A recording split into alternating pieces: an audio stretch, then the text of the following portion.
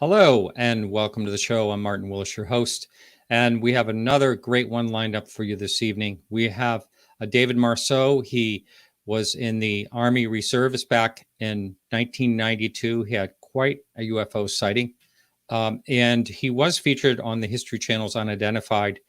You would see him in one of the episodes speaking with Lou Elizondo about his whole experience. And we're really glad that he was able to come to the show. I want to say a little quick shout out to Gregory, who suggested him and gave me a couple of good questions. So I want to talk quickly about next week. Next week, I was supposed to be out in Arizona and Phoenix to help out with the International UFO Congress. My good friend Alejandro out there and Karen Briard.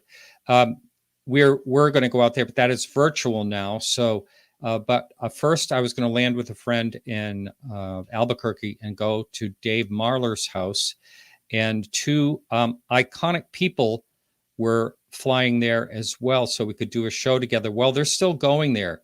And those icons are Barry Greenwood and Jan Aldrich. So with Dave Marler, we will have them on the show through StreamYard, as I do every week through live streaming next week. Right here. So you don't want to miss that show.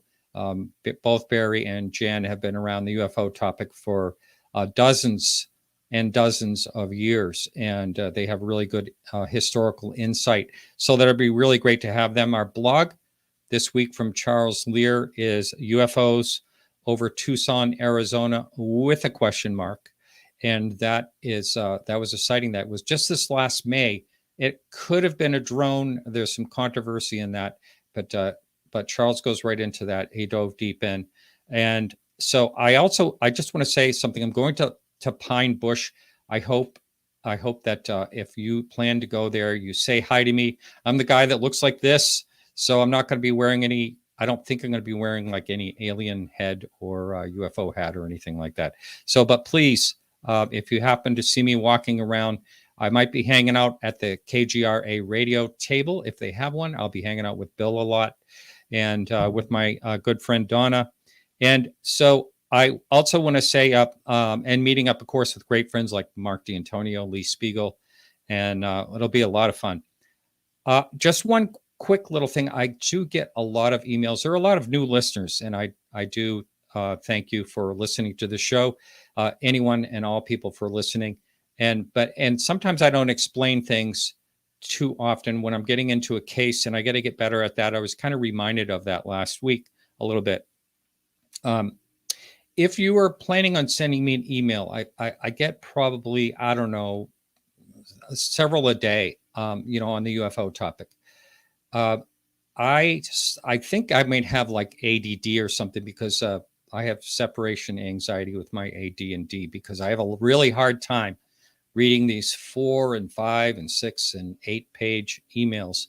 So, and I'm not picking on anyone that goes through all the trouble and sends me all this information. I really do appreciate it, but I can take emails in small pieces, and that's a good way to start. So if you'd like to send me an email about anything regarding the UFO topic, I'm always there to listen. And we do have, by the way, an anonymous site. If you'd like to post your sightings, go to podcastufo.com, and there's a form you can fill out anonymously for a sighting. And there's also a place to put in pictures, and you can put your name in there if you'd like to, and contact information if you'd like to. But if you choose not to, you don't have to. And I always do suggest, and it's right there on the site as well. You can contact and make a report to MUFON that is, or NUFORC, any of those reporting sites. Just as well if you want to get it researched. But if you just want to get it off your chest and talk to someone about it, there is some interaction from some of those if people want to choose to interact. So you're welcome to go to podcastufo.com and just look for UFO sightings, and there's a little drop down menu for that. And I do appreciate everyone that helps out with this show. And anyone can do that for $2 or more a month. And that's also on my website. I think that's enough of me talking for now. And I'm going to bring in our guest for the evening. David, welcome to the show. Thanks, Martin. Glad to be here. Yes, David. I appreciate your story. I listened to it a little bit, and it's pretty astounding. kind of changed your life. I talk about this sometimes, that some people, it affects everybody in a different way. That's the best way to put it. And how someone deals with it. And I understand that you had, there was someone that witnessed this with you that sort of stepped away from talking about it, but finally came back.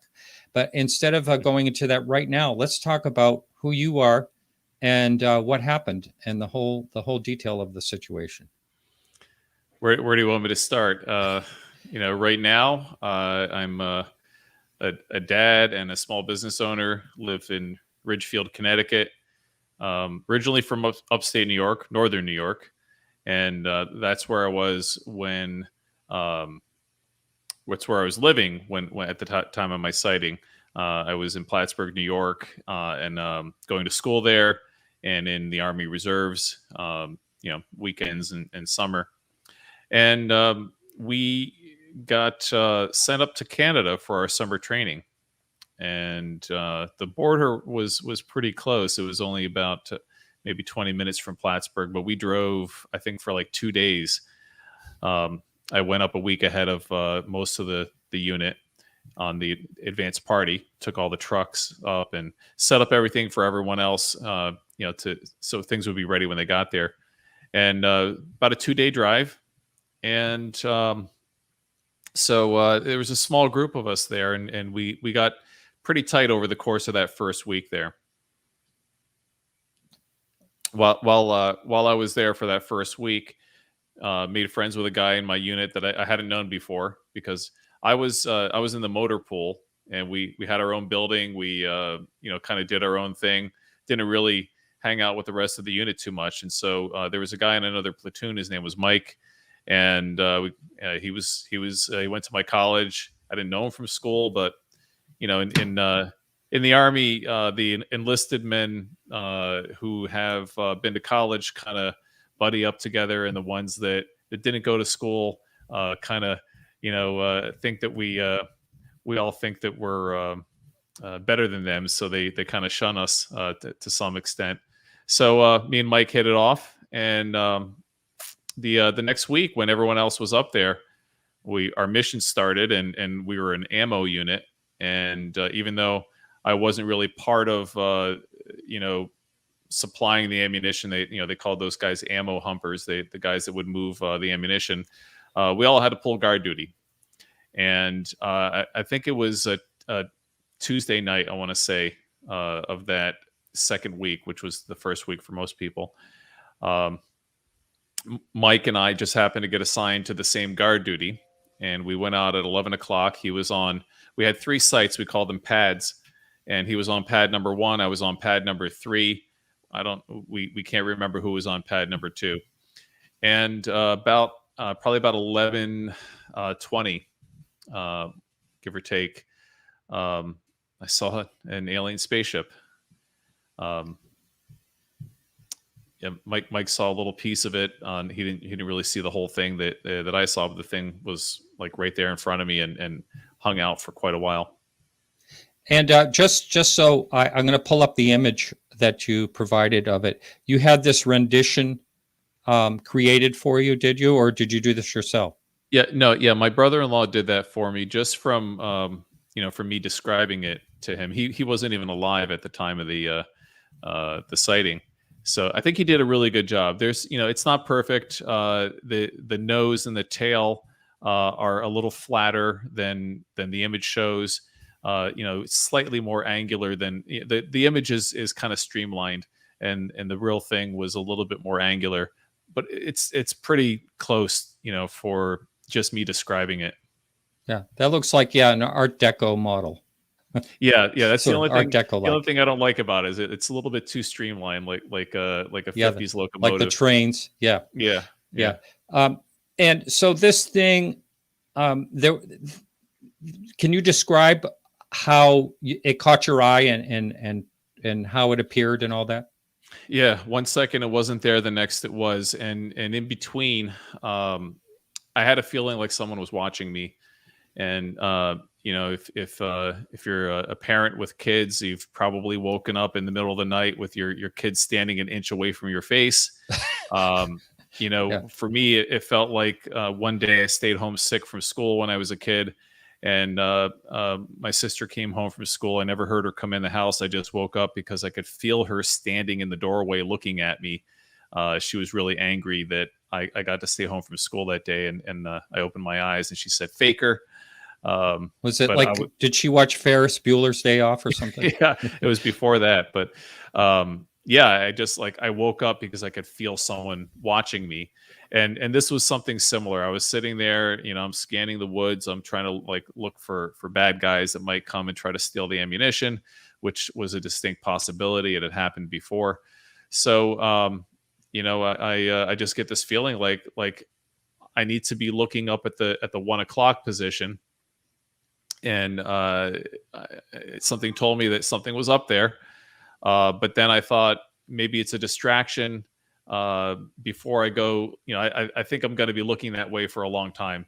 Before I do, let me just check over my left shoulder, make sure no one's behind me, sneaking up on me. I took a quick look over my shoulder. No one was there. I noticed the hair in the back of my neck is standing up. And then I looked down and I could see all of the arm hair on my right arm was standing up, which was unusual because it was, this is a late summer night in Canada. It was chilly, and we had our sleeves rolled up on our uniforms. And so all the hair on my arm had been lying flat to keep me warm. And I noticed it was standing straight up. And then I look up and there's just this enormous spaceship up at the 1 o'clock position. And when you say enormous, you mean large. I mean, according to something I read, you think it might have been like an acre, which by footage, I don't know exactly how many feet that would be, but it's like 200 something. Like I think maybe about 220. That's how big the clearing was that we were in. It was 1 acre, and this thing was longer than the space that I was in. And what about noise? None. Not even from the nighttime creatures around me. So at the time, I don't think I noticed right away, but afterwards, when I thought back about it, I thought maybe they knew something. Maybe the crickets and the tree frogs and everything else out there knew something was up. But more recently, I've come up with a what I think is a more plausible theory. I think the thing had some kind of noise cancellation technology. And which then begs the question, everyone says UFOs are silent. Maybe they're not. Maybe they just have really good technology that dampens the sound, because I didn't hear anything, not even, the crickets and stuff. That's it's funny you mentioned that. I never thought of that theory myself, but many people describe exactly what you're saying. As a matter of fact, I had someone just a couple of weeks ago that saw a Tic Tac shaped object, very much like what David Fravor, discusses that he saw, and everything went quiet. And this is in Florida, where everything is really noisy, insects and everything. And so you actually noticed that as well, like all the nature sounds were quiet. Yeah, and before we were on the air, we were talking a little bit about Tom Reed, and when I first met him, he said the same thing, and that's right. That's where he and I clicked, because I was like, well, maybe this guy's telling the truth, because the same thing happened to me. Yeah, and that was tomorrow's the anniversary of that, September 1st. That happened 49 years ago. Well, no, it was 52 years ago, right? It was before I was born, I think. Yeah. But anyway, but according to Tom Reed, as far as I remember, he talks about it was almost like they were underwater. It felt like they were underwater, that type of quiet. Is that kind of similar, do you think? I don't know if I would say that. It was just like you're in a soundproof room. Everything was just completely silent, like everything. But then if you've seen my appearance on Unidentified, they cut to me saying there was a static noise, and that's a jump cut. There was a static noise eventually after the ship had gone a distance away from me. And what I think that was now is that its sphere of noise cancellation was getting away from me, and all the sounds were coming back. Now, this question was submitted by Gregory, who connected me with you.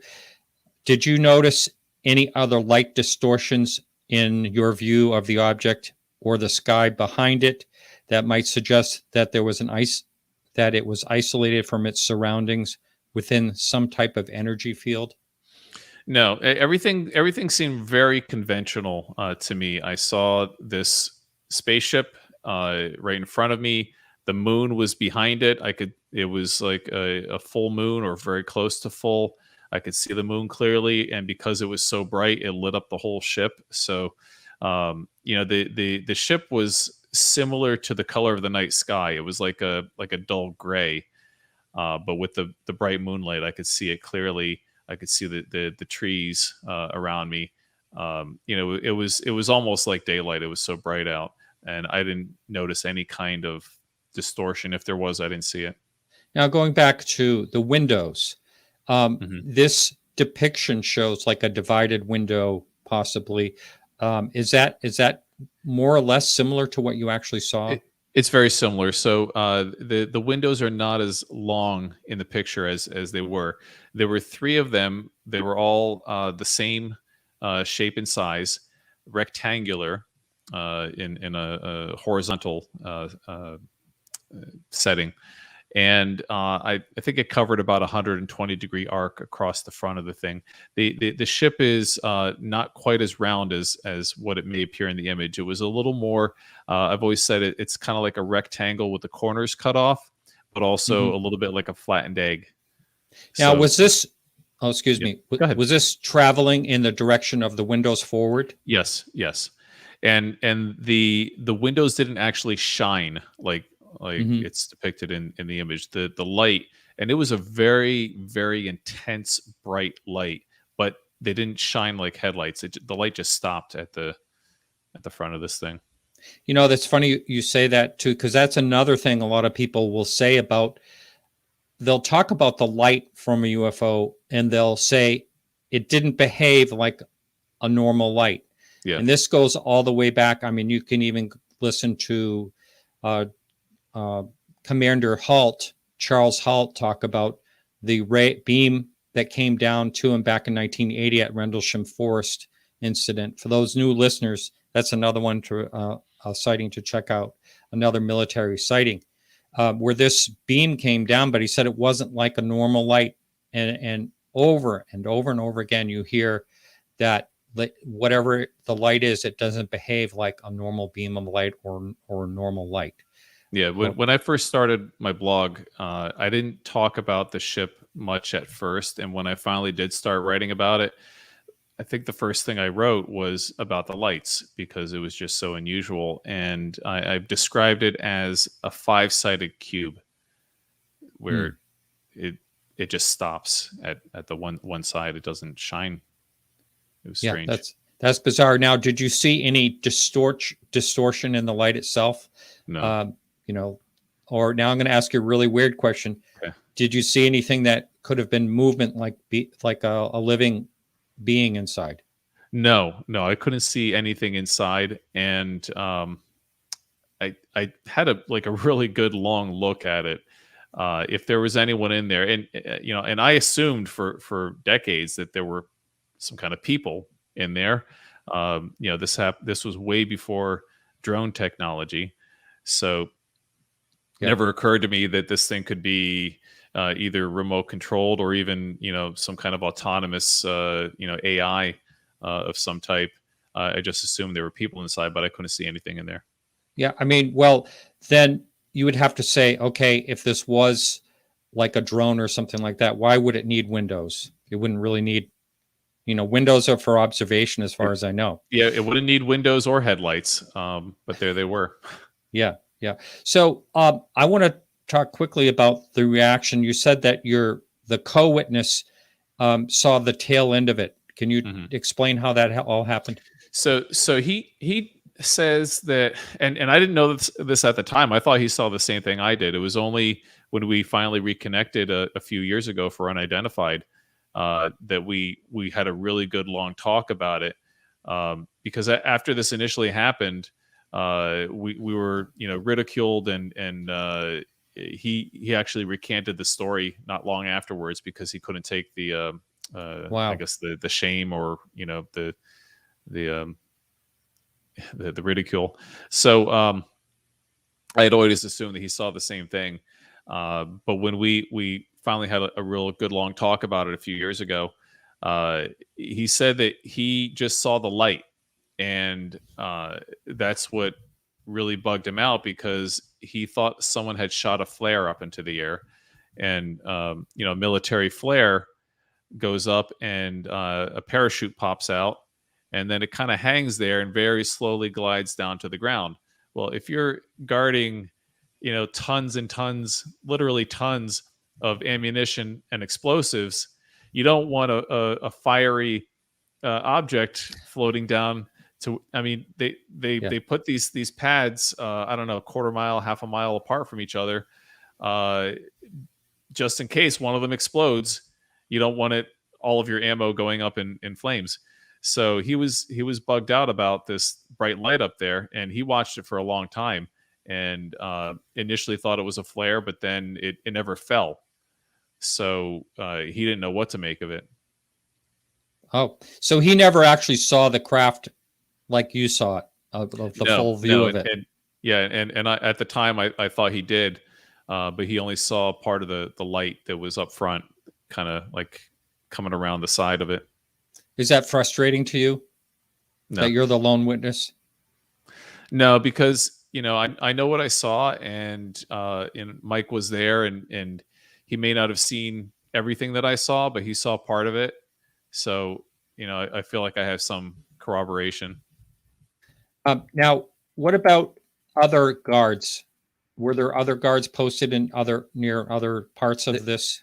Yeah, there was a guy between us at Pad 2, and we asked him when we got back in the truck later that night, and he said he didn't see anything, and he was the first one to start making fun of us. He thought that the two of us colluded and came up with this story. Wow, so that right off the bat, you found out what that's like. Yeah. And I'd never heard any of the stories that now you hear all the time about military service personnel. In fact, when I first talked to Lou Elizondo in I think it was 2017 or 18, he was telling me stories about how these pilots would go up and when they'd say they would see a spaceship, and then report it over the radio, and then they'd get back in and come into back to the base, and some alien movie would be playing on the TV, and they'd get stuff stuffed in their lockers, all kinds of jokes.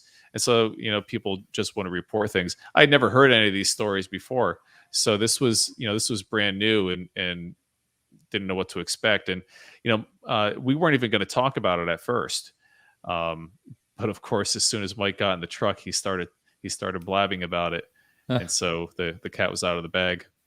Yeah. And did you get more ridicule from other people? I mean, did it get around through everyone? Yeah, it didn't take long. This was we got in. We finished at 1 a.m. and I was probably in my sleeping bag by 1:30. And the next morning we went to chow. I don't know what time it was. I'm going to say probably like 7 o'clock, and it was already all over camp. And people were coming up to me like, "Hey, heard you saw a spaceship. Did you get probed?" And all kinds of jokes. So I never went as far as recanting it, but I just stopped talking about it. And then after I got home, I didn't tell anyone. And recently I've asked a few friends that I was in school with. I said, "Hey, did I ever tell you I saw a UFO?" And nobody remembers me ever talking about it. And I was in a fraternity. We were tight, like brothers, tell each other everything. I never mentioned it to anyone. It was years before I started talking about it. Yeah. And it's too bad it has to be like that. Well, I do see that there's definitely more of a change now. It's that's kind of cooled down quite a bit. People are, and I'd say this very, very recently. I've been doing this show now. It's coming up on 10 years, and it's only been since the tail end of 2017 when things started. People started looking at this a little more seriously.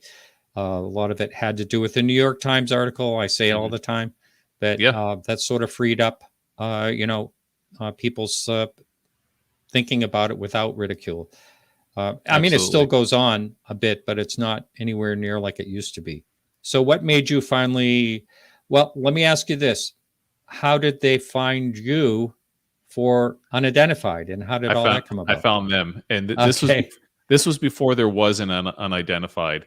For years I had wanted to make some kind of official report. I wanted to. I kind of had this vision, this fantasy that once I put this on MUFON and New Fork, the Men in Black were going to come and visit me, and I'd give them my report, and then something would happen or it wouldn't, but at least I would have made my official report, and that never happened. So decades went by, and I basically gave up the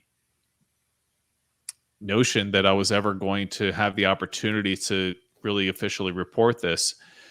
And then it was an open secret in amongst close friends and family that I had this experience, and nobody questioned it, and none of my closest friends questioned it. So my wife's sister came across that New York Times article, and she sent it to my wife through Messenger, and my wife sent it to me, and she said, "Hey, my sister just sent me this article. You should read it. It's about UFOs." And I read it, and I just said, it was like that eureka moment. I said, "My God, this is the guy that I needed to speak with for the past whatever it was at that time, 26, 27 years." So I tracked him down, and I've been in sales for 15 plus years. I have a knack for getting to the person that I want to talk to. It could be the CEO of a big corporation, and I'll get past the gatekeeper and get the guy on the phone. So I tracked down Lou, and that's from someone who tracked down Lou. It's not easy. Yeah. It might have been easier at the time. I don't know. Maybe he's got better gatekeepers now, but I reached out to him, and some time went by before I heard back from anyone. But an assistant of his wrote back asking for more information, and I think it was probably a good 2 or 3 months before I finally walked into my office here, and my phone was flashing, and I checked the voicemail, and "Hi, this is Luis Elizondo. And, here's my cell phone number. Give me a call." So that was. I remember running into the kitchen and saying to my wife, "Hey, the guy from the New York Times article left me a voicemail. He wants me to call him." And Lou has been very popular on shows and news series and all that. And because of that, the UFO community has kind of been hard on Lou. I spoke a little while with his wife about that, and it's kind of too bad. There shouldn't be any jealousies. We're all trying to get to the same thing, in my opinion. That's just my opinion, but and he feels that too, and we talk once in a while. We'll trade some texts and phone call now and then, and it does get to him. He takes things very, very personally. And it's a hard thing to do. Yeah, and I think a lot of people see him as this, this former, career military guy, a spy, an interrogator, whatever they want to think of him as, and he's just got a tough exterior, but he's just like me and you. These kind of things they do get to him. He's a real person. Yeah, that's right. Yep. And he's just trying to get by now. And a lot of people question, well, why don't you just, break your oath? And, you can't do that. I mean, maybe he does know things that would change the whole narrative of this whole thing, but he can't, he can't go to jail for that. I mean, he's got why a would he risk family. it? He's not going to spend the rest of his life in jail for that. Yeah. And I don't know, I don't really know how those things work. Like, where is the line that he has to cross before, some action happens, but I wouldn't want to test it, No. and I think he comes as close to it as he possibly can myself. And there are definitely plenty of people, former coworkers of his, that would love to take him down if they had the opportunity. So he's ridiculous. Yeah, he's going to walk a fine line and not cross it. Yeah, right. Another question that Greg sent, I thought it was another really good question. Some witnesses report feeling as though they were seeing something they shouldn't be seeing, or other strong responses to witnessing something they can't process. Did you notice any psychological effects or, besides fear? I immediately started thinking that I didn't want this to be happening because what I knew at the time, this is 1992, of people that were into UFOs, is they were a bunch of weirdos. And I didn't want to be one of those people. The only time you ever heard about UFOs, if it wasn't in some kind of science fiction book or movie, was the National Enquirer, the Weekly World News that often featured the Bat Boy, and the family that was like half ape or something like that. It was the stuff of fiction and fantasy, and I wanted nothing to do with that. And I was thinking immediately, no one's ever going to believe me. I can't ever talk about this with anyone. I thought it through because I had so much time. The thing was there in front of me, just hanging out, moving very, very slowly. Covered 220 feet in probably about 3 to 5 minutes. So I had a lot of time to think, and I didn't like what was happening. I didn't want it to be happening. Wow. I had a sighting not as dramatic as yours. Actually, I say this, my sighting was probably boring compared to a lot of people's sightings, but I do remember that feeling like, who am I going to tell? And, and I made the mistake of talking about it to one person where I worked, and the word got around within like an hour. I was getting teased, like you said earlier, like the anal probing thing, that was coming up with some laughs and things like that. And so I did the same thing. I kept it quiet for years and years. My sighting, I think I found, and on a historic site, I might have found the sighting reported. It was in Monterey. Mine was, when I had my sighting, was heading toward Monterey. But if I remember right, it was about exactly the same time and everything. I found a site where you can look it up, and I looked it up, but I didn't remember what time of year it was. I know that sounds really bizarre, but when you're living in California, it's really hard for you to remember what time of year it is, because it's all, mostly the same. There's no seasons. Yeah. But anyway, I might have found it, but the bottom line is, I didn't want to talk about it either. And, I'm also a professional, and talking about this used to be a lot more iffy than it is now. Now I'm not worried about it in the slightest. If I'm going out, I'm a fine art appraiser. If I'm doing an appraisal and I feel comfortable enough to talk about it, I will, with someone. I would say maybe within a year or two prior to that New York Times article, I started to get a little bit more open with it. Usually, if I had a few guys over, outside, having scotch around the fireplace, I might might open up about it. But it was still something I kept mostly to myself. Like, if I was comfortable with the people that I was with, I might say something about it, but not really a whole lot of details. But, after I started talking to Lou about, he's the one that suggested this show that they were going to be doing. And initially it was just going to be a 2-hour documentary. And he had me talking with a producer about it. That's when I started to really open up, because I figured I'm going to be on this show, and I didn't know I wasn't going to be on the first season. It ended up being a whole year before they really did the in-depth interview. But I thought at that time, you know what, if basically I'm going to be outed to the world about this, I might as well dive in head first. And so that's when I started my blog, and I started to really speak much more openly and candidly with people about it. Yeah, I'm just going to post for the people on YouTube and Facebook, just posting your blog here for everyone to see. And that's I saw one too, TOO.net. And there's the image of that. And so you have, how many blog posts do you have?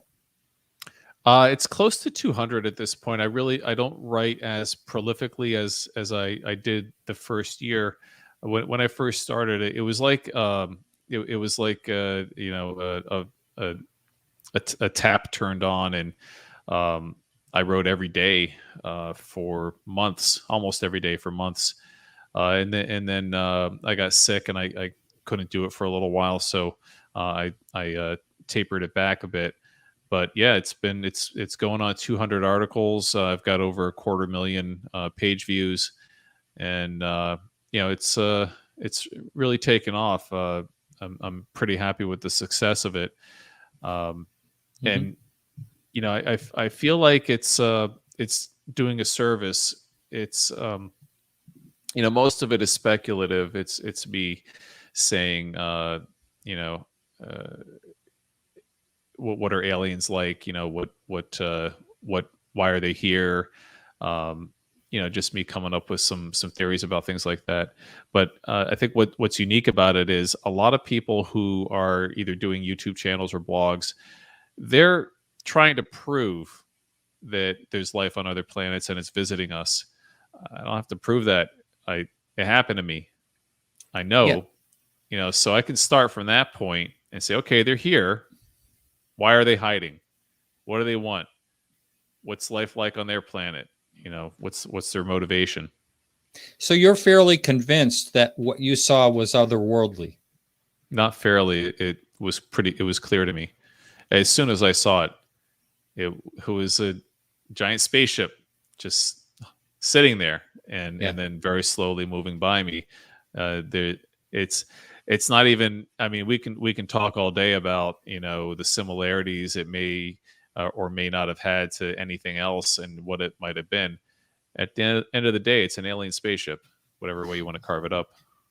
Well, I'll tell you this, there's, the sayings that you must hear, like on the news or whatever, that a lot of times people will speculate, well, this could be Russia, it could be China, but they don't ever talk about the older cases when it comes to that. 1992 was a long time ago to have this type of technology. If someone had it, and how could they hide it for that long?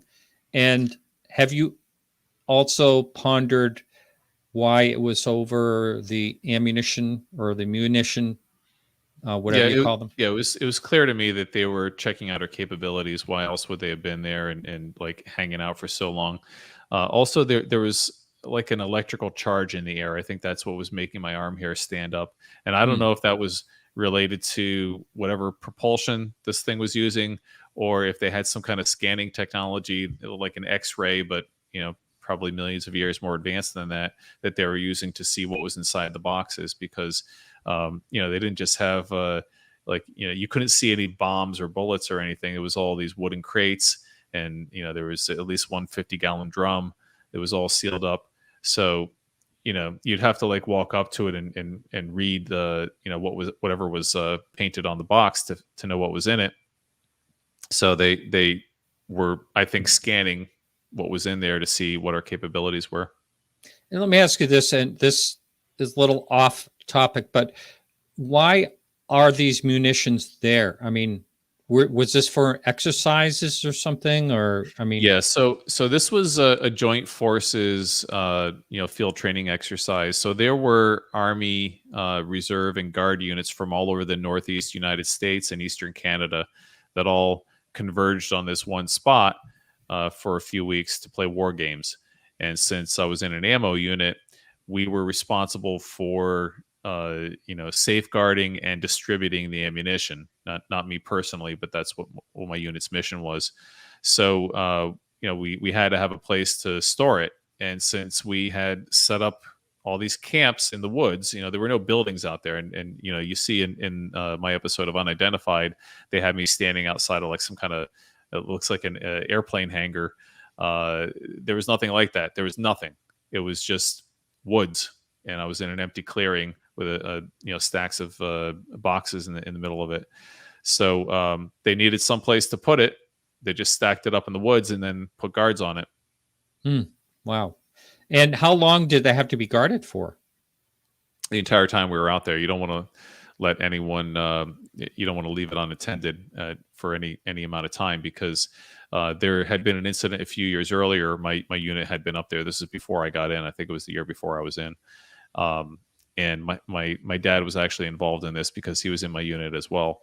And they weren't guarding the ammunition. They were kind of doing rounds, driving by every once in a while. And they busted some Canadian civilians trying to make off with some ammunition. Oh, wow. And actually took chase after them. They were in a Chevy Blazer. They call it a Cuck V or a Cut V. And they took off after them. And one of the two guys, not my dad, but the other guy that was with him, actually fired a few shots at them. So Wow. Luckily, nobody was killed or injured. But because of that, when I went out on my guard duty, whatever this was, 3-4 years later, we were not sent out with ammunition. So, I'm out there during this whole encounter. I'm holding an M16, no ammunition. So maybe I and this is something going through my head as well while this is all going on. I may appear to be a threat because I'm armed, but I can't do anything. I have a rifle with no bullets. How about that? Yeah. Getting back to the ridicule factor, people that are just starting to look into this may question where a lot of that comes from. And I don't even know if you actually know, but back in 1952, there was a major UFO flap, and there was a lot of very concerned citizens all across the country. And they came up with the Robertson panel in 1953. And it was basically, how can they deflate the UFO topic? And they chose, the ridicule. I don't know exactly. I did have a guest, unfortunately passed away. He was on that really, really knew all about the Robertson panel and used to discuss it. He was on this show many, many years ago, back toward the beginning. But it's very interesting on how that was crafted purposely to ridicule people, to deflate the whole thing, and to make it taken, not seriously any longer.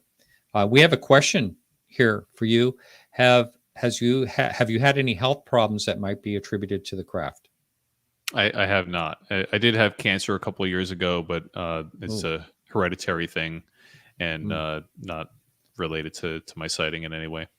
What about any other, you talked about the hair standing up on your arms. Did you have any other lasting things within, say, the next few days after that happened? Not that I ever thought of or can remember. What about dreams? Have you had any dreams about this? None. And I pretty much blocked it out for a long time. And I remember the first time telling anyone about this after it happened was this was probably, I want to say 99, 2000. It was 7 or 8 years later. I was telling my cousin and his girlfriend, and my eyes started to well up, and I don't think I actually shed a tear, but I was very close to it. The emotion from this, it was so traumatizing, and I had just bottled it up, kept it in, and when I was finally releasing, this all of this, that had been just boxed up and completely forgotten about for years and years, it started to come out. Yeah, that is But, something yeah. I actually hear quite a bit. Yeah, A but there lot were of people. no dreams. It was completely out of my mind for years, and I can't remember ever having thought about it. My subconscious.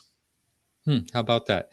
Yeah. Here's a question from Brett. He wants to know, what is it about this craft that really made you say this is interstellar? Well, so there's two parts to that. So one is, what about it is an alien spaceship, and it was just clear from just, so I'll break it down, but just looking at it, as soon as I saw it, I knew exactly what it was. Now we can break it down, and I'm what Lou Elizondo used the term trained observer when I first spoke with him, and I had never heard that term before. But when he said it, I thought, yeah, I guess I was.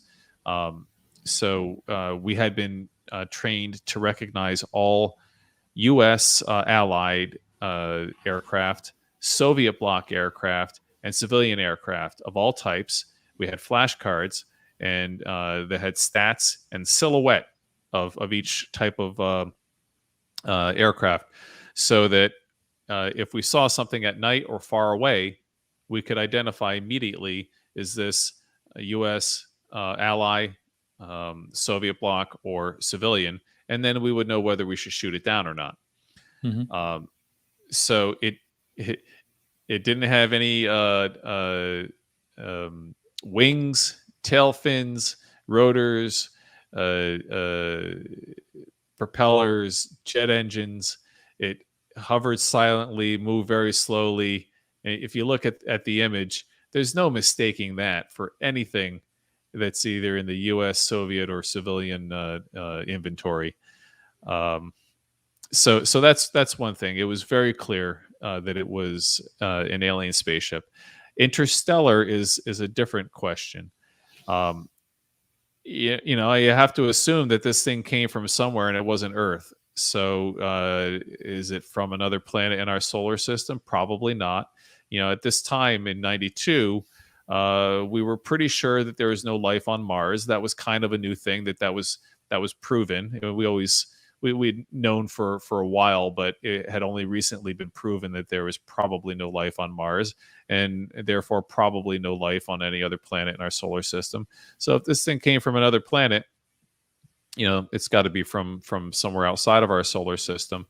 But I didn't have any proof of that until I reconnected with Mike a few years ago, Mike, the other witness, and Mike revealed something to me that I didn't know this entire time, almost 3 decades.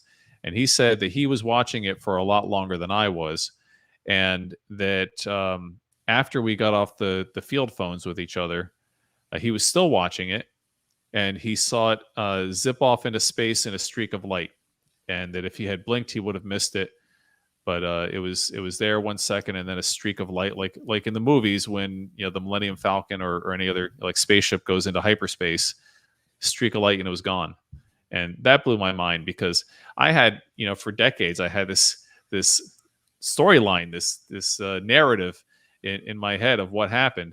And when Mike told me that, I was like, you're kidding me. That's like a whole new plot twist to this thing. It's incredible. Right. Yeah. And, I think that's kind of the most common thing you hear about any of these sightings is, in the end, it's shoots off. I mean, that's it. And some say it, or it disappears. That's another thing you hear commonly as well. Yeah.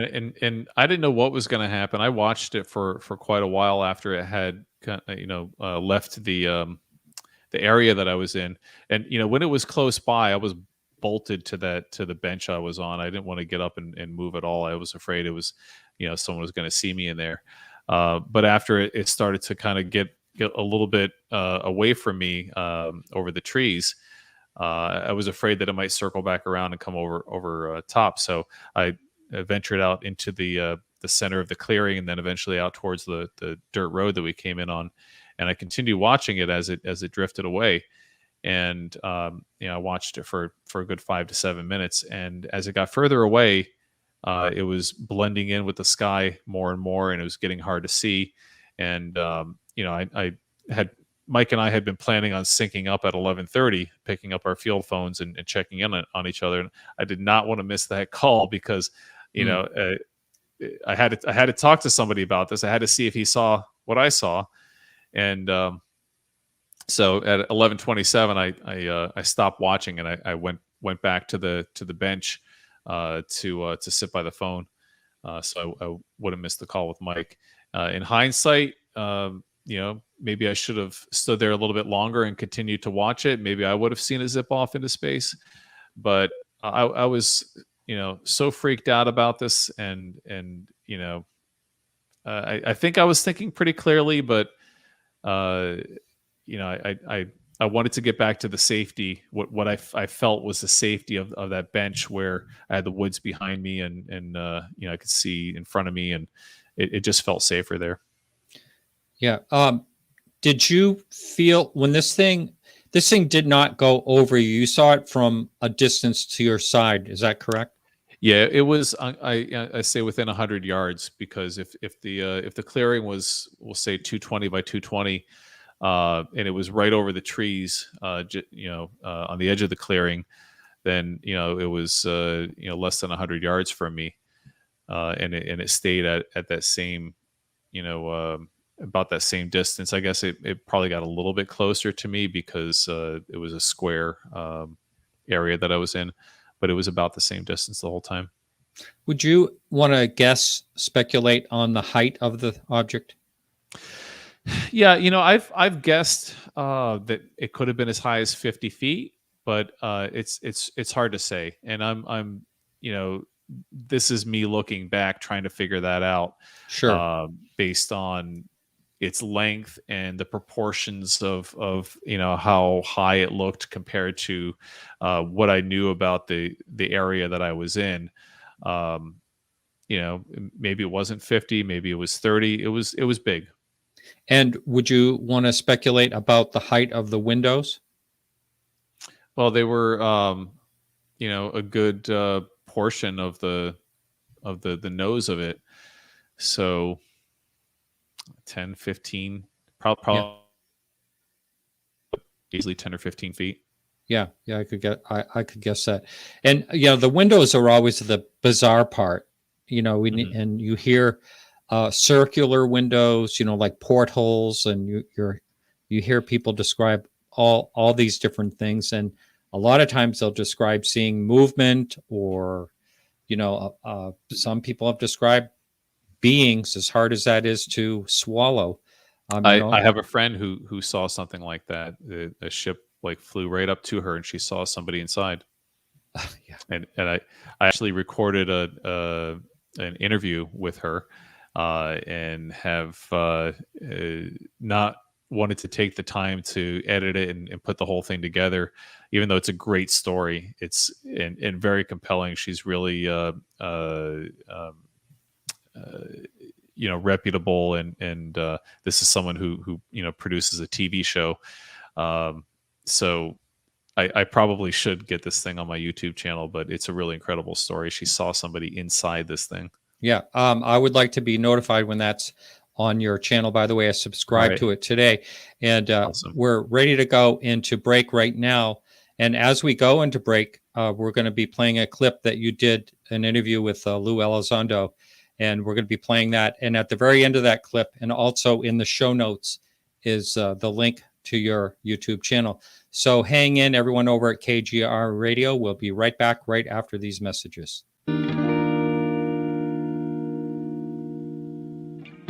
Hello, everyone. It's my honor and privilege to welcome Mr. Lou Elizondo one of the greatest forces in the UFO community right now, and someone who's really helped to destigmatize the UFO phenomenon by bringing forth credible eyewitnesses, video evidence of UFO encounters. And I'd like to introduce you to my friend, Mr. Lou Elizondo. Morning, David. Thank you very much for having me. And actually, the honor and privilege is mine. When I first had the ability to meet you in person, there was a whole bunch of questions I wanted to ask you. But it was clear to me from, you're never really quite sure what you're getting into before you meet somebody face to face. And it was very, very apparent from everybody's perspective very quickly that you are a very serious, no nonsense kind of guy. And, you served your country honorably. And I think to some degree, you're still serving our country, maybe not directly as a uniformed military service member, but you are continuing with the mission that you started, and that is to be honest and patriotic towards your country, and always tell the truth.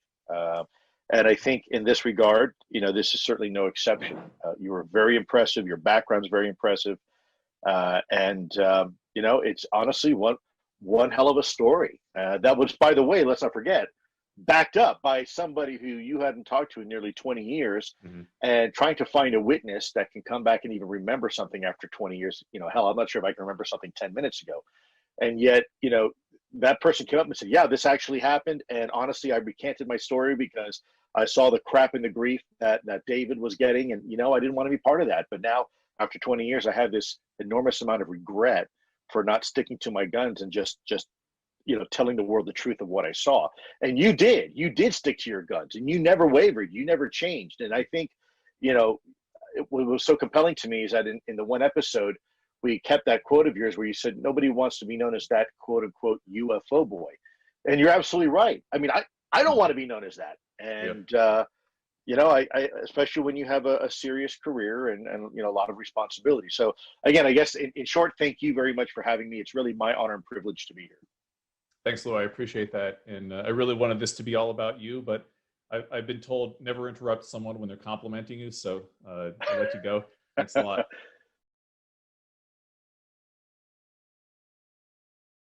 All right. Welcome back. My guest tonight is David Marceau, and we are having an interesting discussion about a sighting. And we're ready for hour two. In the last half hour, we're going to take calls. So get your questions ready. Bill will be standing by to screen those calls and to get you up on the air.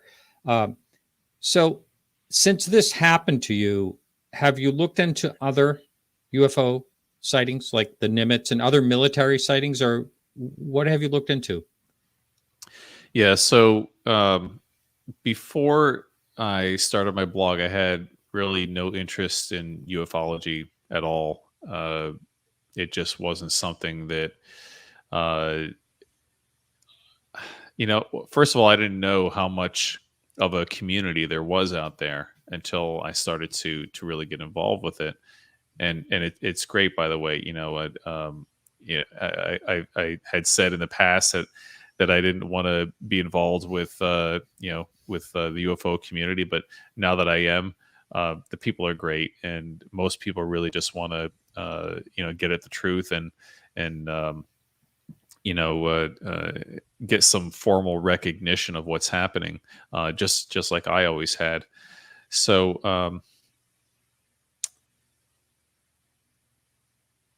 I think that when we're talking about just being involved and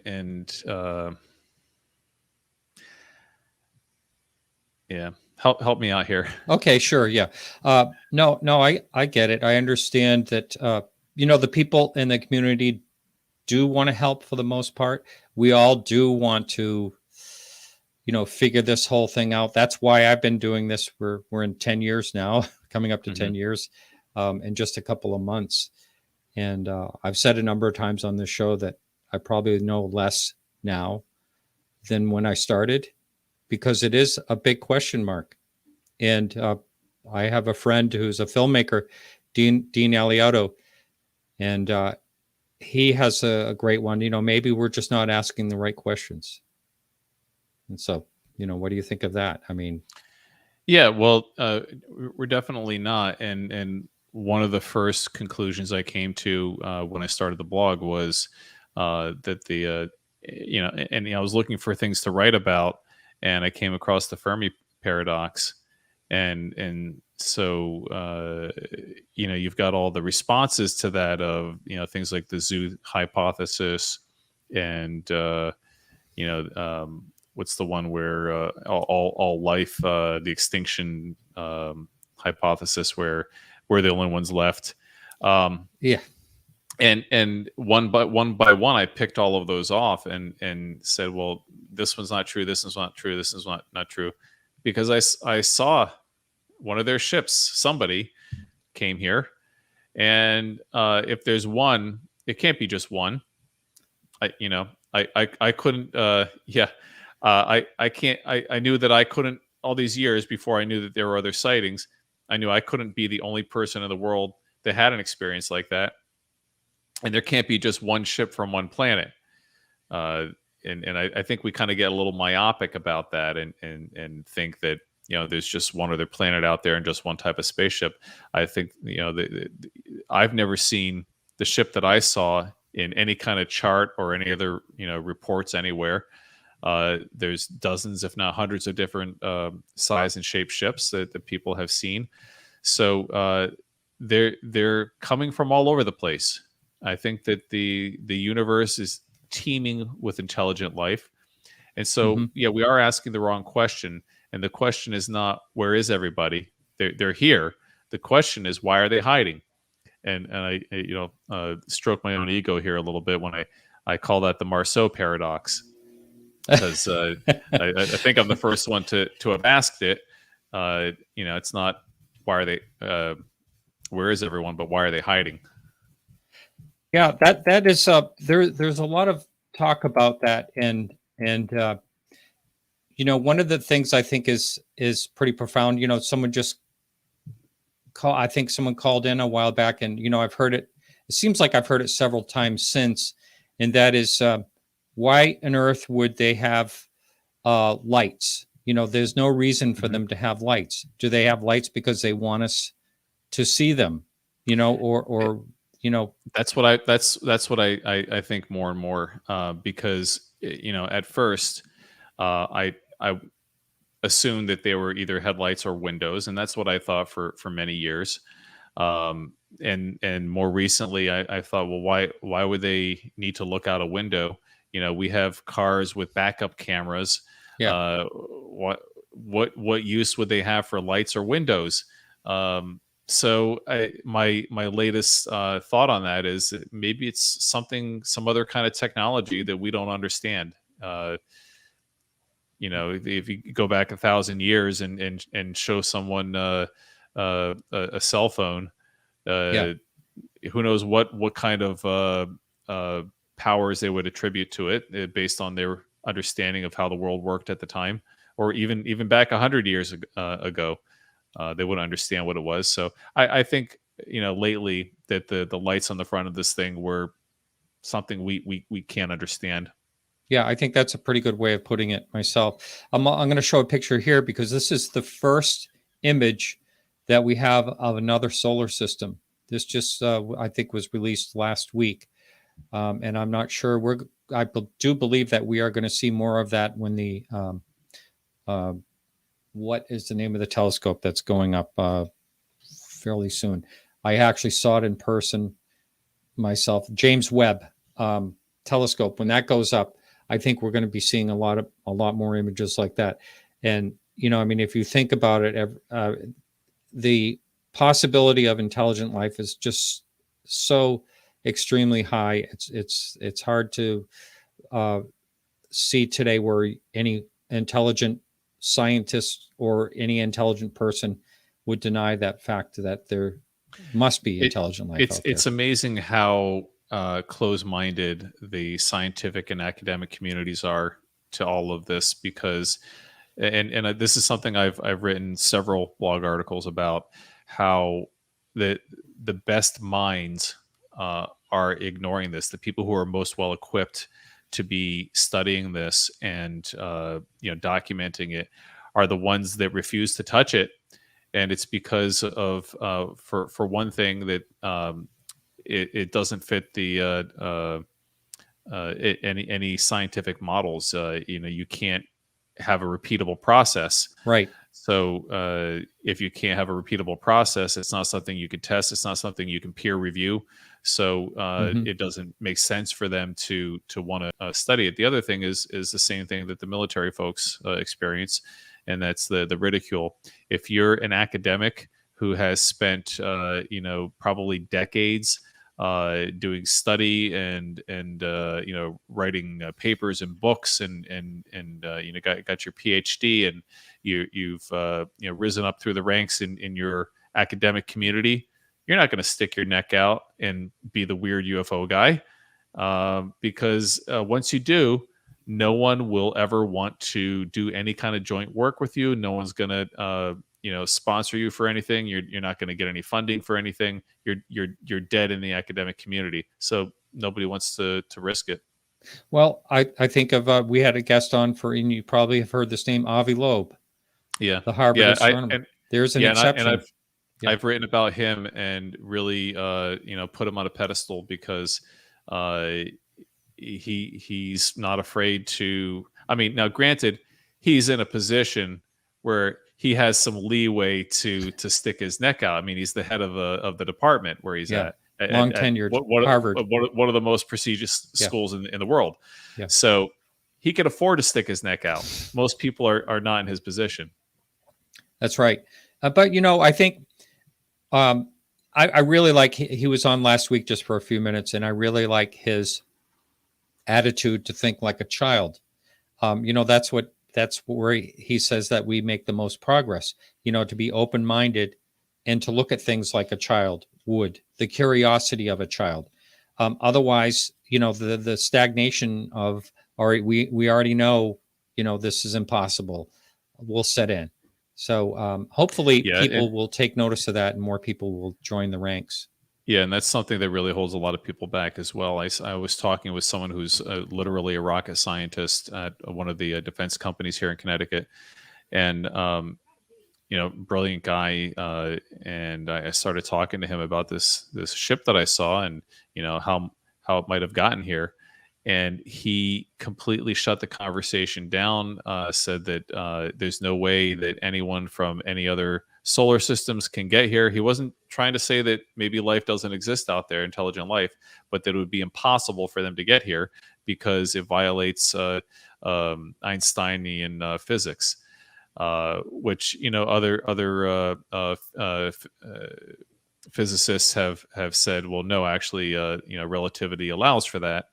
But this guy just could not get past that Einstein in his mind prohibited that. Yeah. And I've had a lot of people on this show that have said, skeptics that have said something very similar. The space between us and, say, the nearest star is just, you can't even wrap your brain around how far the distance is. Just over 4 light years away. Mm-hmm. Is the nearest sun that we have. But as I've said a number of times, maybe it's something about physics that we haven't discovered yet, and that's another thing. We always think that we know everything. Every bit of our society always thinks they know everything at the time they're contemporarily living. It's an anthropocentric point of view where we think that because we haven't figured it out, that nobody can. And, that's right. And there are civilizations out there and that could be millions of years ahead of us. Think about what we've accomplished in 100 or 200 years with flight and cars and computers and everything. What if we had 1 million years? Well, there's probably some civilizations out there that could be 1 billion years older than us. They figured it out. Yeah, and as long as they get through the maybe they won't have the same tribal behavior that we have here on this planet, But if we get through, the next, say, 100 years without destroying ourselves, then we got a shot at doing what they're doing, whatever it is, eventually, the way that technology is building and compounding. We could be very close. Yeah. Yeah. We've really come a long way in a short amount of time. Right. I think what I'd like to do, occasionally I'll do this now and then. I'm going to see if Bill is up for it, but I'd like to offer the listeners a phone call early. If you'd like to take some phone calls, we get a lot of callers that Sure. oftentimes have really good calls. So I just get to check with Bill, and hopefully you're listening, Bill. Are you ready for calls? That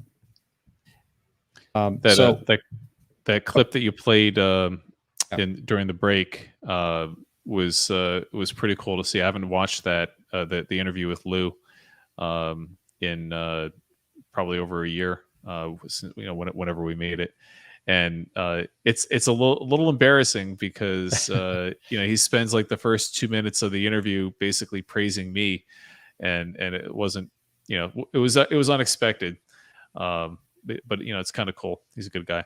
Yeah, that's nice that he did that. I mean, I find him, I spent a half an hour with him in Cherry Hill, I don't know, 3 years ago, maybe a little longer, whenever that was. And I spent a half hour with him, and after he went his way and I went my way, I realized we never once talked about UFOs. It's pretty much what happens when I talk with him. It's always like, how's your wife? How's the kids? We just BS about stuff, anything other than UFOs. Yeah. He's a regular guy, and and a real plus. I think a real plus to the community. And by the way, he's already scheduled for December 14th. I think it is. He's going to come back. I have a couple shows that are scheduled way out, and let's see. We have Rob on the line from Pennsylvania. Rob, you are live and you are on the show. Welcome. Hi. Hey, Martin. Hi. I just had a couple things to say to your guest. I just wanted to say so many of the things that he said and has been thinking about are the same things that I think a lot of people think about when they get into the UFO field. And I think that a lot of the problems we have with ufology is that there doesn't seem to be an organization that's trusted and has the authority to collect data from, any people or institutions that are at an event where something like this happens. And also, it can be decades before an investigation happens, like with the USS Nimitz. And by then, a lot of the information is cold or difficult to get. Right. So, go ahead. No, go ahead. Continue with your thought. Did you want to pose that question, or are you just making a point here? Well, I was making a point there. And I guess, too, I was wondering where this event happened. Was there any body of water nearby, a sizable body of water? Yeah, there actually was, and for a long time, I thought that the ship may have come out of this body of water. So there was a large pond not too far from our campsite, and the first week that we were up there, as part of this advanced party, we had no shower facilities, no bathrooms of any type.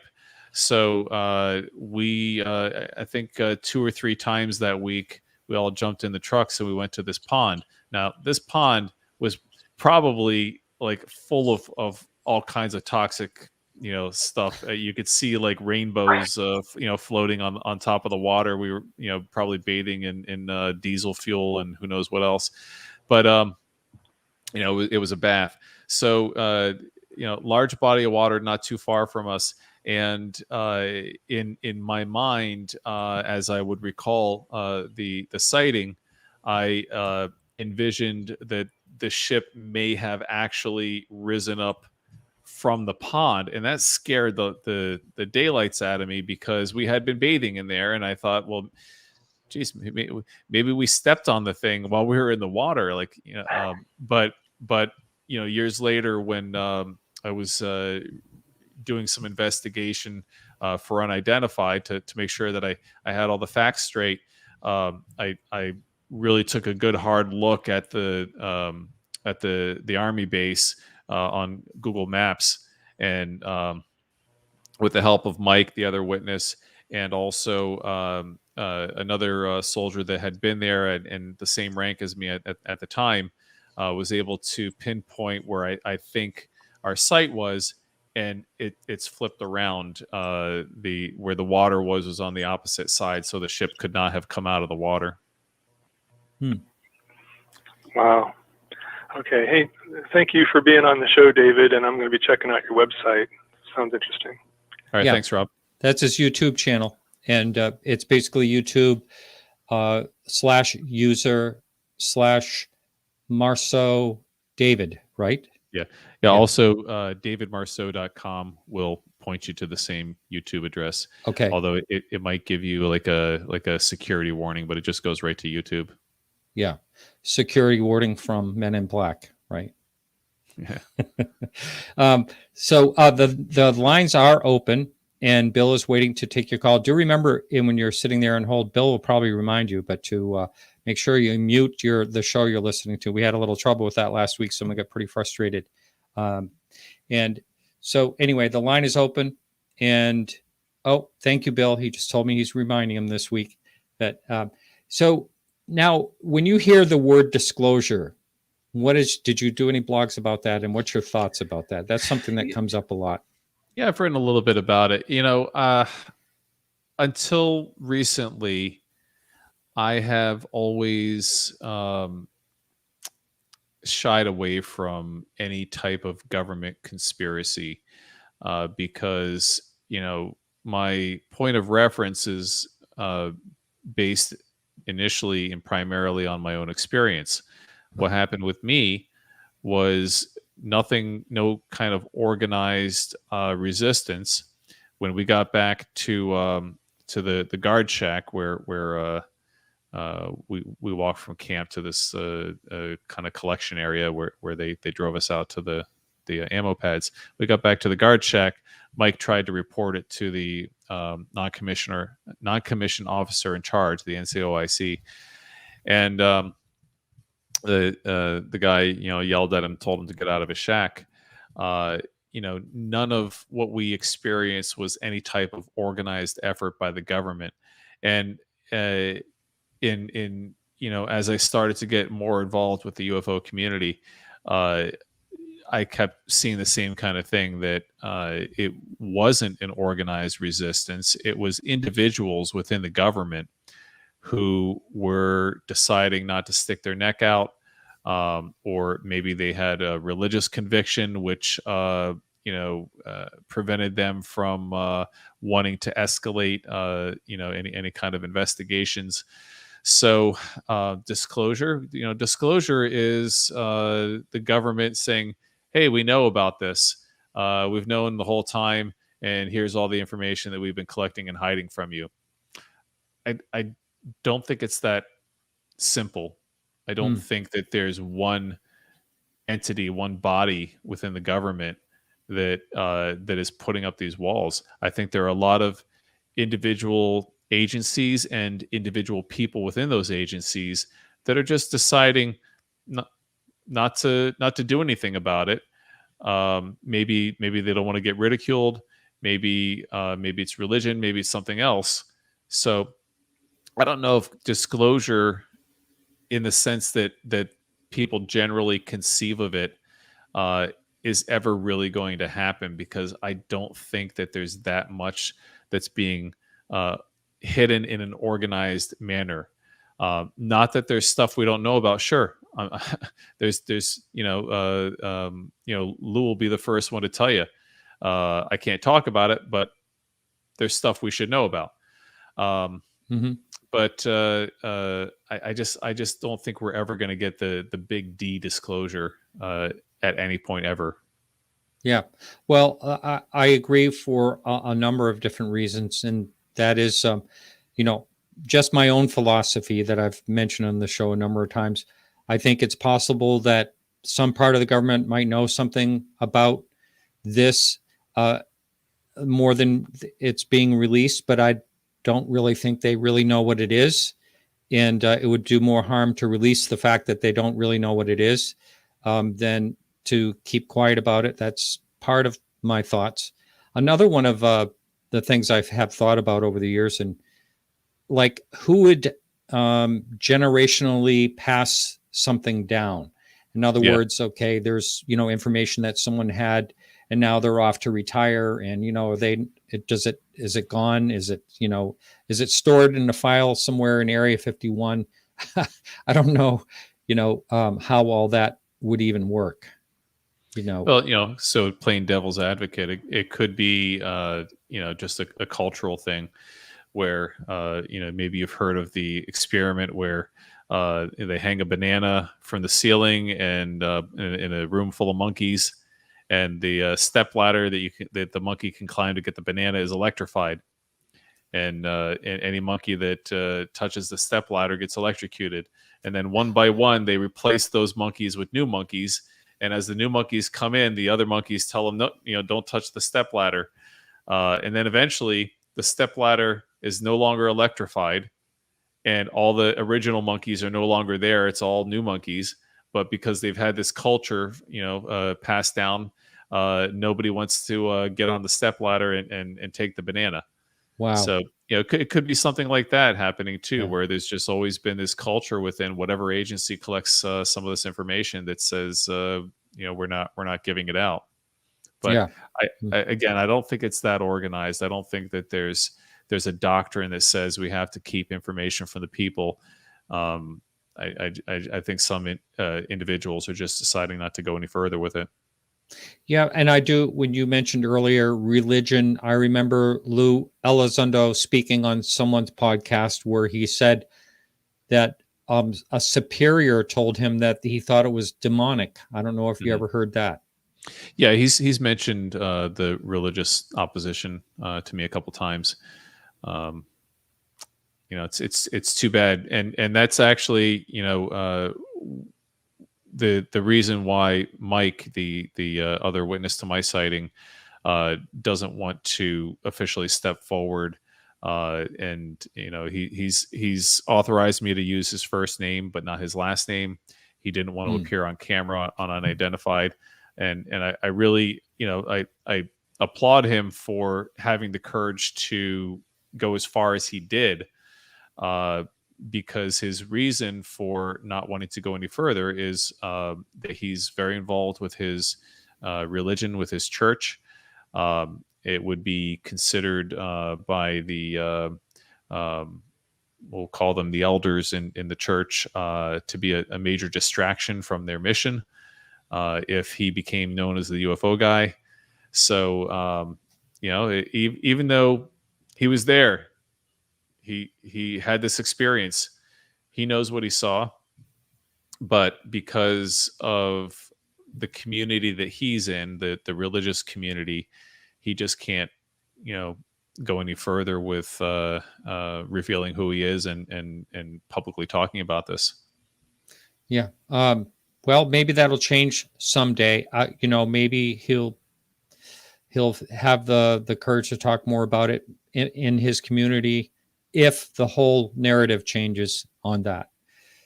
That's a possibility. And, and I'm not talking about disclosure per se. I'm talking about the kind of movement that we are in that's already been initiated, that, people are getting more and more comfortable talking about it. But then you do go into the fundamentalist religious issues where this would really be a problem to talk about. I think the Catholic religion, shockingly, would not shy away from it so much as maybe perhaps some other religions. I mean, they have sort of hinted along that. I was really surprised when the current Pope came out with a statement that there's probably intelligent life out there somewhere, because it seemed at the time to be a very not Catholic thing to say. So, right. Good for him. And I think he said something that he would baptize them as if they wanted to be. But yeah, I mean, there's more open mindedness. I mean, it just kind of flows that way. The lines are open. That number, if you can only hear us over at the radio station, is 855-472-5483, and Bill is standing by, and we'd love to hear from you. And also, if you do not feel like calling in and you want to pose a question in the chat room, please put it in all caps, and that way I'll catch it and be able to post that up for to read live on the air. Now, what about you say you're doing all this writing? A lot of times people they always ask, are you ever planning on writing a book about this? I know it's just one incident, but has that crossed your mind?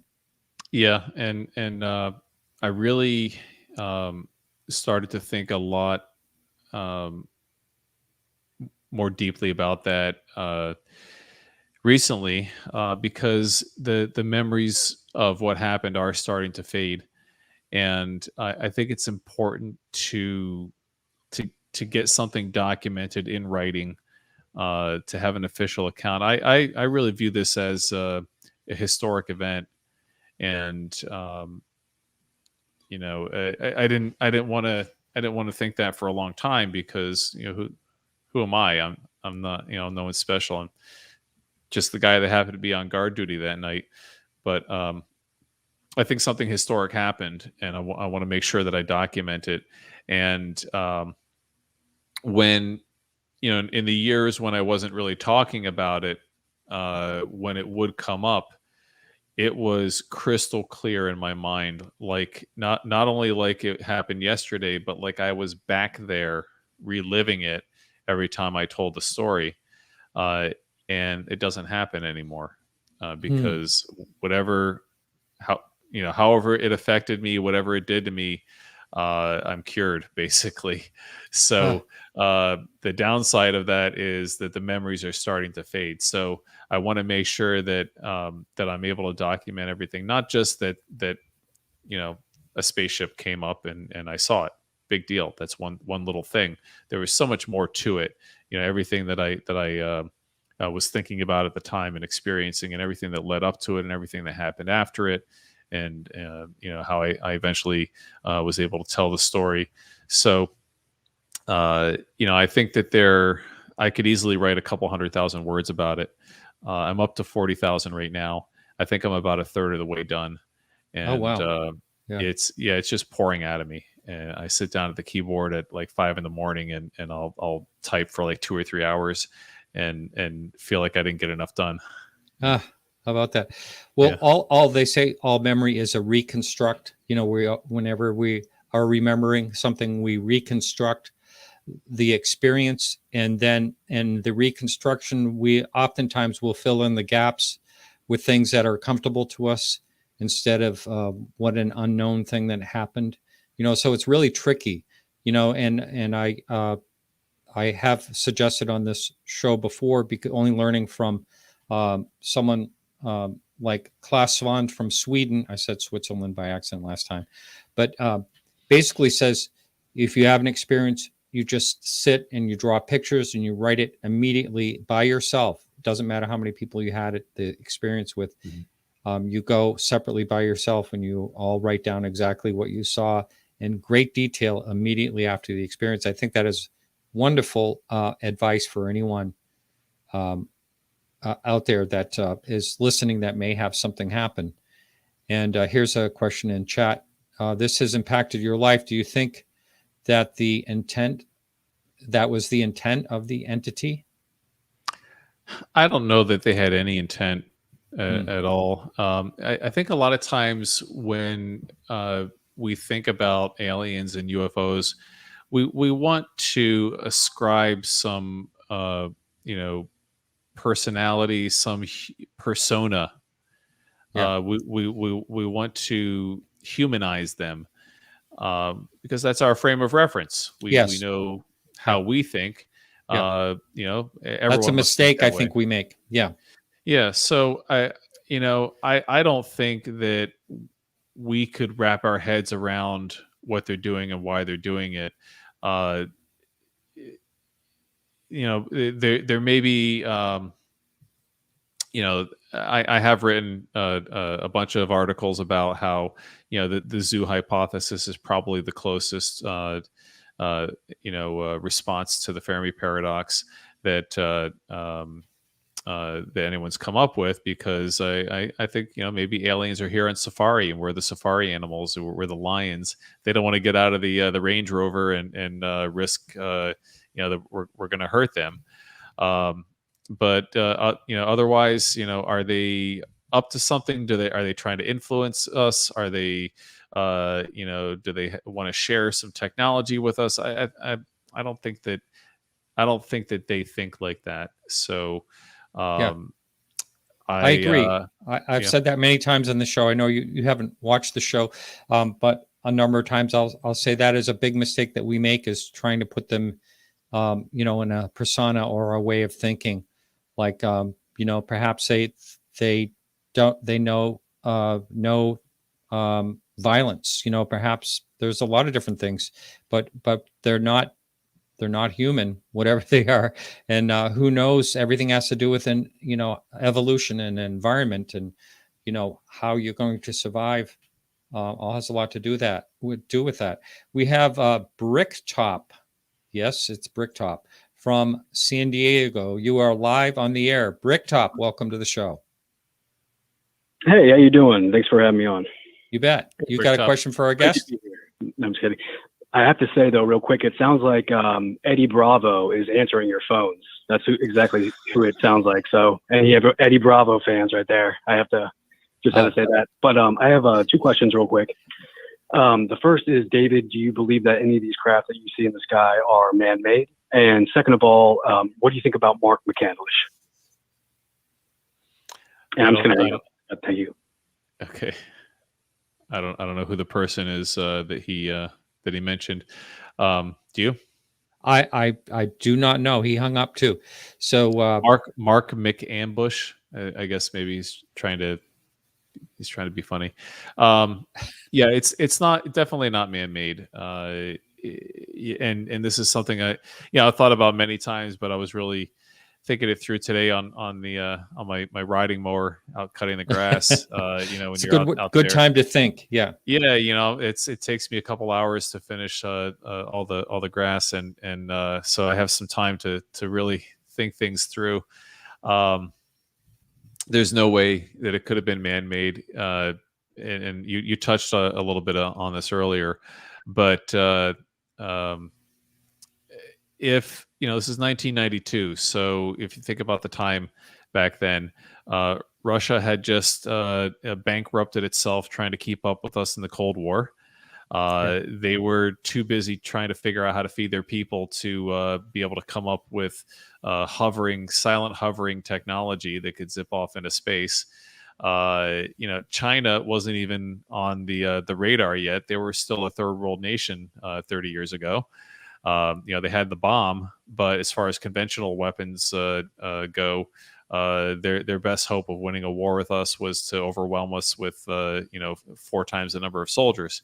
So there was not a country on Earth 30 years ago that could have come up with this technology. If by some stroke of luck they had, whether it was us or anyone else, we would have seen it by now. When the stealth bomber, the B-2 bomber, was first conceived, that was in the 70s, and we knew about it right away. The stealth bomber was known about for almost 2 decades before it finally took flight. The Patriot missiles, as soon as we went to war with Saddam, we put those things into service to make a shield for Israel, because Saddam was bombing Israel for some reason. They weren't even involved. Drones. We will go and blow up a wedding party in Iraq or Afghanistan with a drone that's controlled hundreds of miles away. So if we had this technology 30 years ago, we'd have seen it on the battlefield by now. Yeah. If Russia or China had it, we'd all be speaking Russian or Chinese. It's not even. It's a joke to say, well, maybe it was man-made. There's no way. Yeah, I totally agree with that, and but when you hear a skeptic talk about it, they will never talk about the historic cases going back. They only want to talk about, something more current that will fit in the box of a possible technology that's created that we haven't seen out there yet. That was Mark McCandlish. He asked about, who is the 0 Point Energy Secret Space Program type guy.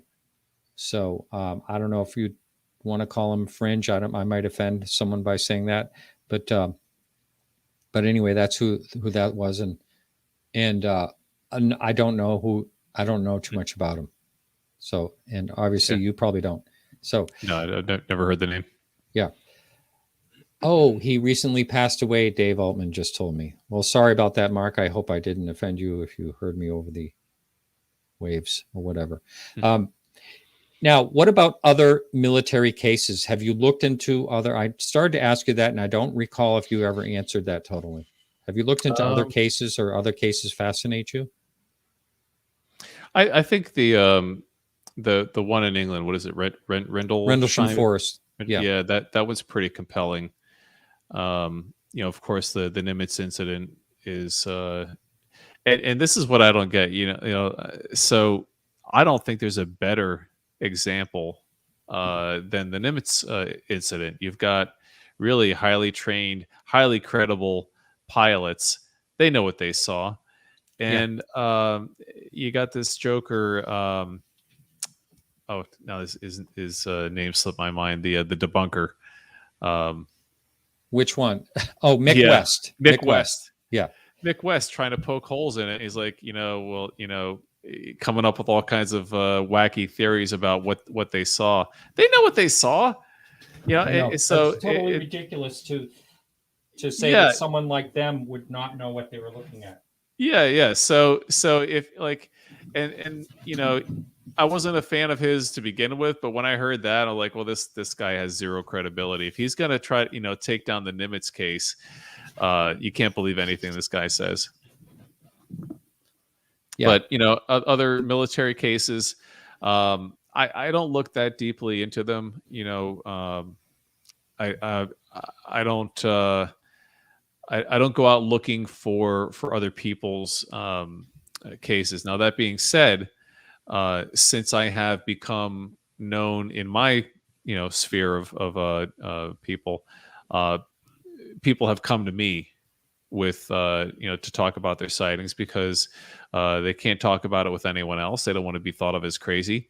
And I'll listen, and so people do come to me with some stories about some things, and some of it's pretty wild. I was talking to a friend of mine. This is before Unidentified. We were at a party and talking about UFOs, and he goes, my aunt tells a story about my uncle. My uncle won't talk about it, but when he was in I think he was in the Air Force. He used to work in a missile silo, and one time a spaceship came and activated the warhead and then deactivated it and had total control of the whole system. I'm like, well, that's a pretty cool story. You should hook me up with your aunt so I can talk to her about it. And they never went anywhere. And can you follow? I'm sorry to interrupt you, but can you follow up on that one? That's very important, and there's someone's been researching that very, very thing. Yeah. So the weirdest part was when I'm watching Unidentified, and there's a story that's almost exactly like what my friend had told me a year or two earlier, and I was blown away. I like, my God, they're telling the same story that I heard my friend tell me that his aunt told him about his uncle. It was crazy. Yeah. So there's other witnesses that have come forward. Robert Salas, he's been on this show a number of times. I believe he was the person you're talking about there. Robert Hastings does some really, really great work and regarding, the connection between the nukes and the UFOs and the shutdowns and all that. But I mean, that would be fantastic to get a new witness to talk about it. I mean, he must be getting on in years. I mean, do you know anything about him at all? Or? My friend is in his mid 40s, so I would guess his uncle's probably in his 70s. Yeah. That's as much as I know. I'm gonna have to bug him about it. I brought it up again a few months back, and he didn't reply to the text. So I got the impression that he didn't want to take it any further. Well, I would suggest if you can get, this is a good way to open the door to that is, find the clip where they're talking about it and forward the clip for him to send along to I actually did that. I said to him, this reminds me of the story you told me, and that's as far as it went. Wow, that's a good one, and so that's also great. A lot of times people just want to talk about their sighting, and that's why they're reaching out to you when they're watching you. A lot of people tell me that happens quite a bit, and you're a good resource. Maybe more people come forward through you. Have you heard of a guy named Chris Leto? He's been on this show. He's a F-16 pilot. No. He's out there. I mentioned him last week too. He's doing a lot of really good work, basically debunking the debunkers such as Mick West, and so he's really jumping in full force. A really great YouTube channel to check out as well. I actually might have seen that, because I did see a video of a guy who was basically had a rebuttal to Mick West's takedown of the Nimitz incident, and it was well done. Right. And so Rendlesham Forest, I'm just going a quick little recap back for people that are new. A lot of people are not, but I mean, I still do get emails every week from new listeners. I would just say the best thing to do is to check that out.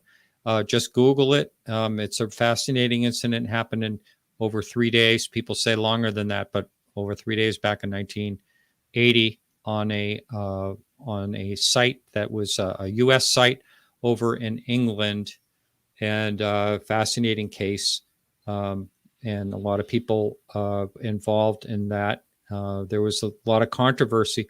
The one thing about that particular case is I call it convoluted. It's very convoluted. This person said that, and another person said this. There's like infighting. You don't see that in all major sightings, but you do see it in some of them.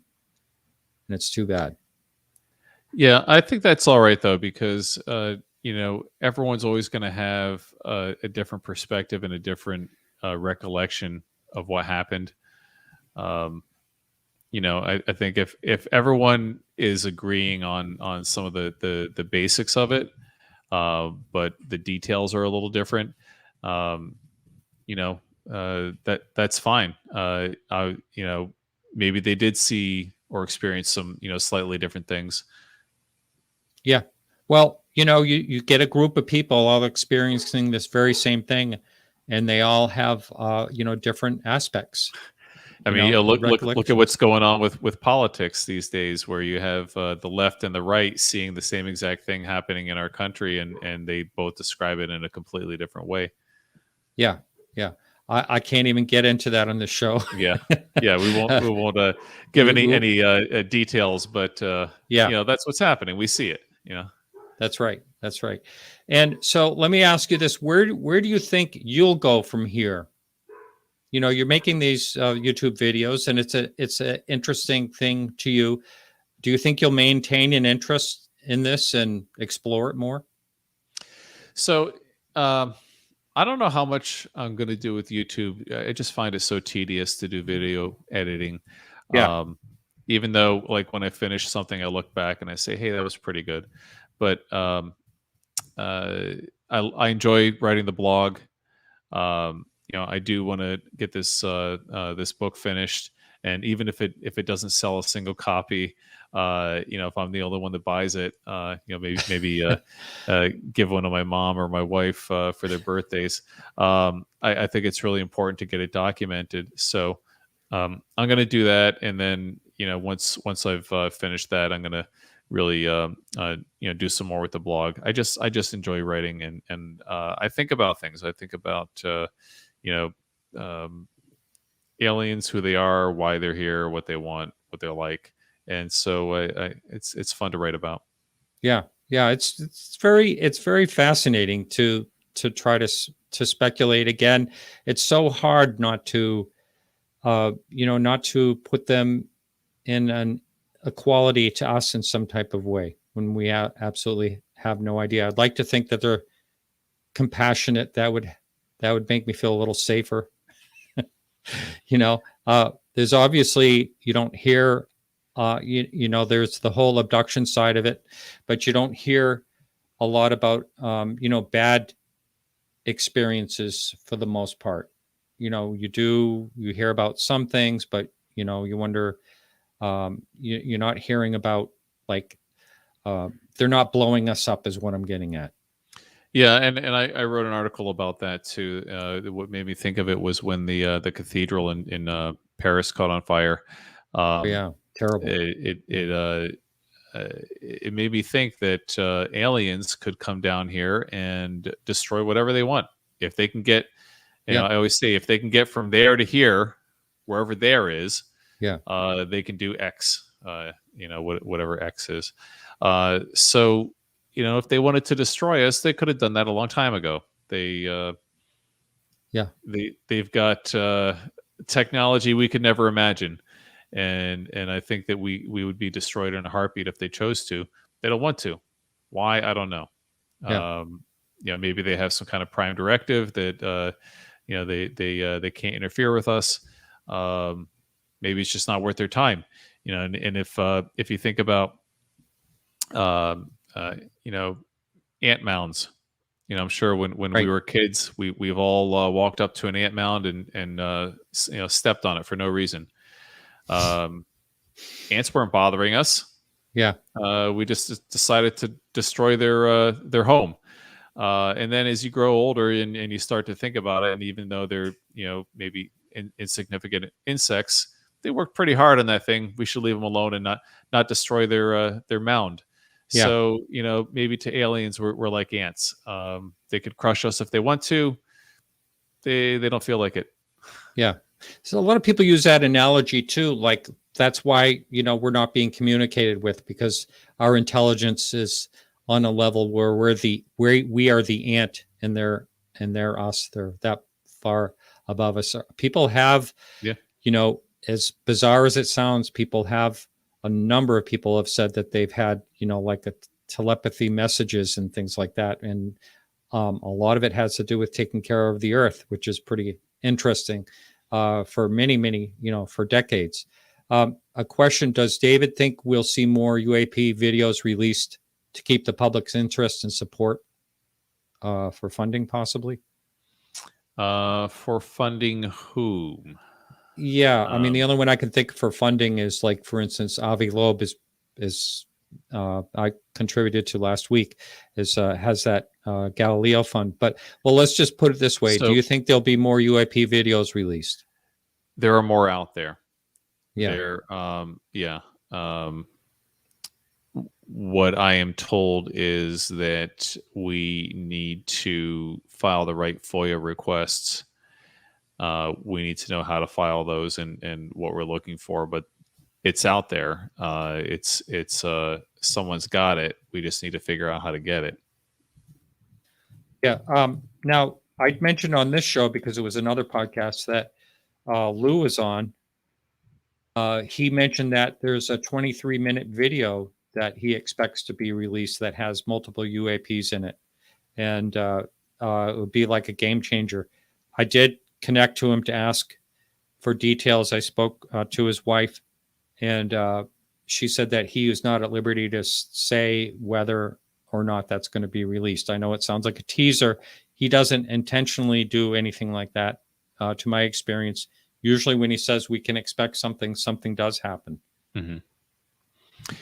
Yeah, and there's a lot that he's seen that he just can't talk about with us, and I think this is like the breadcrumbs that are being dropped out there for us that we need to be able to follow and come to the right conclusions on our own and go out and look for. So yeah, back to the disclosure question and any kind of conspiracies. I'm more prone to believing that there's information that's being withheld today than I would have been years ago when I thought my case was a lot more isolated. I still don't think it's as organized as a lot of people would think it is, but there's definitely some stuff that we should be privy to that we're not, and we just need to figure out how to get it. Anyway, it's been a real pleasure to be on with you. Thank you so much, and Likewise. Good luck. Yeah, good luck with your book. I hope that goes well. And please do let me know if you post that video of the woman who said that she saw a being on a craft. I really am very interested in that interview. All right. Yeah, I'll definitely shoot you a message when that's ready to go, prime time. All right. Excellent. All right. And remember to check out David's YouTube channel. Thank you so much, David. You take care. Thanks, Martin. All right. And thanks for coming forward with this. Thank you. Have a good one. All right, everyone. So remember to check us out next week. It should be a fantastic show. We have the icons, Jan Aldrich and Barry Greenwald and Dave Marlar, all from New Mexico, where the UFO archives are. So we'll see you here next week. Thanks for watching. And remember to keep your eyes to the sky.